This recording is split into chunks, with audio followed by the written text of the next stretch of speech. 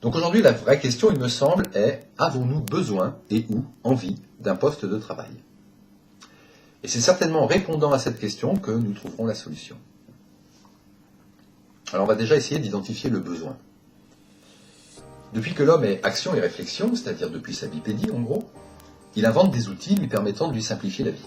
Donc du biface premier pour découper la viande au laser d'aujourd'hui pour intervention chirurgicale, en passant par le couteau d'hier, le principe reste le même, la quête reste la même. Remplacer notre force d'un travail approximatif par celle de la souplesse, de la précision et de la fiabilité de l'outil, de la machine. De plus, nous pouvons constater que nous avons plus confiance en la machine qu'en l'homme. Alors pour nous en convaincre, si besoin, 3 constats. Préférons-nous l'avis de l'observation extérieure d'un médecin ou celle d'une IRM en cas de souci crânien?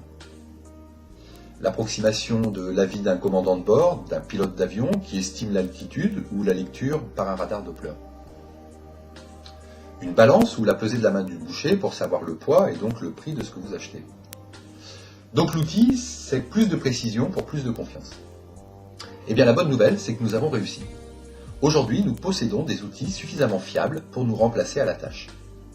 Alors notre habitude, voire notre réflexe, conditionné depuis bientôt 10 000 ans, celui qui consiste à devoir gagner, entre guillemets, notre vie, nous empêche de nous rendre compte que nous avons atteint le but recherché, à savoir ne plus être assujetti à un poste de travail nécessaire à l'accès direct à nos besoins fondamentaux ainsi qu'à nos envies.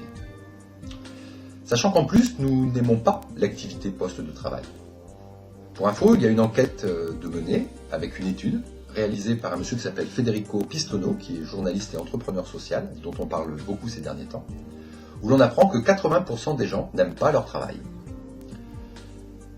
Donc si nous allons rejoindre notre poste de travail, c'est juste pour gagner de l'argent afin de répondre à nos besoins et à nos envies. Donc qui sont et qu'en est-il de ces besoins premiers, fondamentaux et incontournables à notre survie? Alors personnellement, je les appelle les 4x3. Donc les 4, respirer, boire, s'alimenter et se protéger. Respirer, primordial et premier parce que son délai vital est de 3 minutes. Au-delà de 3 minutes, le corps est en perdition. Aujourd'hui, rares sont les lieux où il faut payer pour pouvoir respirer. Bon, il existe maintenant des distributeurs d'oxygène à Tokyo, mais nous savons tous que la qualité de l'air n'est plus aussi salubre qu'elle a pu l'être et que peut-être, dans un avenir pas si lointain, tout comme pour l'eau à une époque, nous passerons de la gratuité à la facture. D'ailleurs, quand on y réfléchit bien, cela est même intéressant pour les grandes entreprises car il y a un business à prendre. Ensuite, boire. Boire, c'est 3 jours. Ça semble la limite haute. Au-delà, le corps est très très mal en point. Se nourrir. Moi, je préfère se nutrir. Donc 3 semaines, à condition de s'hydrater avec des boissons comportant un minimum de nutriments. Après, de nombreuses carences, sinon, sont quasiment irréversibles. Et enfin, se protéger donc contre les éléments et les prédateurs. 3 mois, car il nous faut au minimum un toit, protection contre les intempéries, soleil, pluie, vent, etc. Du feu, chaleur et protection contre les prédateurs visibles, les gros prédateurs, plus quelques autres données, à l'exemple de l'hygiène contre les prédateurs invisibles, ceux qui rendent malades, et pour avoir aussi un sommeil réparateur, chose dont on a besoin, qui est nécessaire. Donc ces 4 éléments auxquels s'ajoute dans un deuxième temps ce que j'appelle la vie, par distinction à la survie. Et cette vie, c'est le besoin du rapport social, le besoin au rapport social, afin d'éviter la folie. Alors pour s'en convaincre, une référence également, c'est un livre, il s'appelle Vendredi ou les limbes du Pacifique, c'est pas tout neuf, il a été écrit dans les années 60, c'est de Michel Tournier, où là l'on touche du doigt que nous n'existons qu'au travers du regard des autres, et sans les autres, c'est la folie assurée. Donc qu'en est-il aujourd'hui en ce qui concerne les indispensables à la survie et à la vie? Alors si on prend l'air, depuis assurément 1989, l'INRS, qui est l'Institut National de Recherche et de Sécurité, nous explique dans un rapport disponible en ligne comment assainir l'eau techniquement. Nous savons également l'assainir naturellement par les plantes et la désinfecter par électrolyse de l'eau. À ce propos, voir le travail de la société Axum, AXUM. Pour ce qui est de l'eau, nous savons désinfecter l'eau par dialyse de l'eau, celle ou électricité.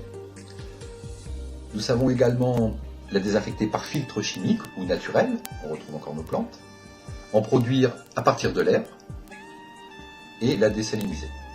Alors n'oublions pas que plus de 70% de cette planète, c'est de l'eau salée. Alors évidemment, il n'est pas question de désaliniser la totalité des océans, ce serait ridicule pour l'équilibre planétaire, mais nous savons qu'en cas de besoin, d'urgence, on peut désaliniser. Pour ce qui est de la nourriture, nous produisons actuellement de quoi nourrir 11 milliards de personnes. Alors ça n'est pas moi qui le dis, c'est un rapport qui a été effectué par un monsieur qui s'appelle Ziegler, Z-I-E-G-L-E-R, et c'est un rapport qui date de 2008 et qui a été produit à l'ONU.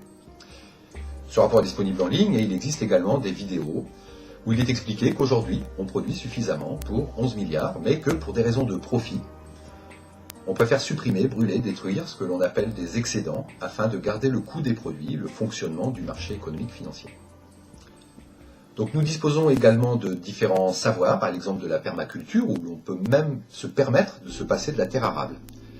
Alors la terre arable, c'est ce pourcentage de terre au-dessus qui permet le labour et la culture.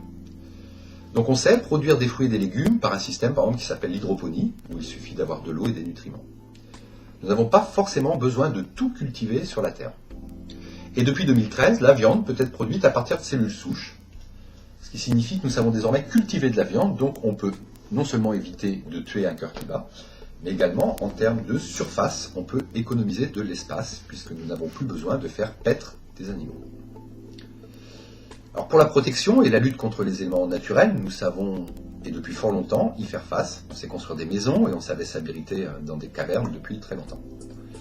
Et même depuis peu, certaines technologies peuvent prévenir, combattre, éviter les déchaînements des éléments. Alors à ce sujet, il y a l'exemple par exemple des villes sur pilotis à vérin, qui nous permet de constater que notre technologie maîtrise aujourd'hui le fait de pouvoir lever la totalité d'une ville et que de plus nous disposons des savoir-faire pour construire sur l'eau. Alors là, toutes ces références, je les ai via un site qui s'appelle Civilisation 2.0, c'est un webzine d'actualité positive sur les sciences et les technologies. Ce qui veut dire que notre protection contre un tsunami, par exemple, n'est plus une question de savoir, mais juste de crédit. Pour ce qui est des gros prédateurs, depuis le feu et l'arme à feu, plus rien n'est approuvé en termes de protection. Et pour les petits prédateurs, donc les virus, les germes, les spores, entre l'hygiène et la médecine, rares sont les résistants et les non-éradications sont plus une histoire de priorité des groupes pharmaceutiques, qui subventionnent les chercheurs, qu'une question de non-connaissance ou de non-savoir. Donc le seul moteur qui pousse à la rareté n'est pas les ressources, la technologie ou les savoir-faire, mais le choix financier, le profit. La rareté permet au marché d'effectuer des bénéfices. Le choix de certaines exploitations de ressources, à l'exemple du pétrole par exemple, sont des choix stratégiques de lobby économique et non pas des non-connaissances d'autres possibles exploitables. Tout comme le sont à la personne plutôt que la guérison, l'un permettant de fidéliser, entre guillemets, le patient-client, l'autre étant perte du patient-client. Économiquement parlant, vaut mieux soigner que guérir. C'est plus rentable pour les entreprises, ça fait rouler l'économie.